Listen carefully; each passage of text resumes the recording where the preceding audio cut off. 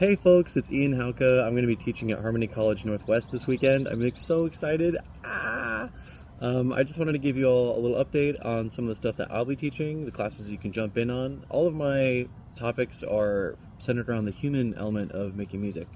What does that mean exactly?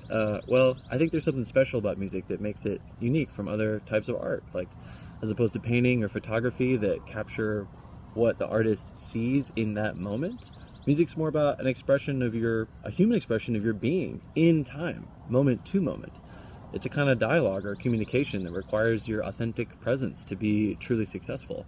And that's where my focus is. So to help with that, I'm teaching a few classes. The first one is on coaching strategies. How do we deliver constructive, helpful feedback to one another in a way that is not harmful and that is more effective than just telling people what they're doing wrong?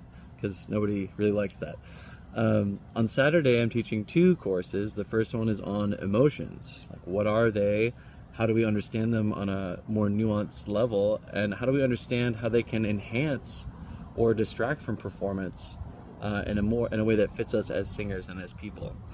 My final class on Saturday is my favorite, which is compassionate communication for singers, which is sort of an approach to developing or building a culture of compassion, of understanding, of mutual understanding and empathy, amongst your quartet mates, your chorus mates, your board of directors, or heck, even your audience.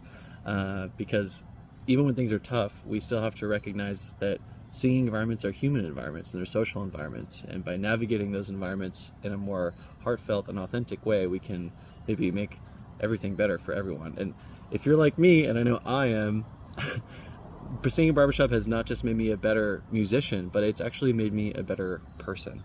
And it's that kind of skill, that kind of focus on personal development that I'm trying to bring this weekend to Harmony College. And I couldn't be more excited, and I really hope to see you there. Bye.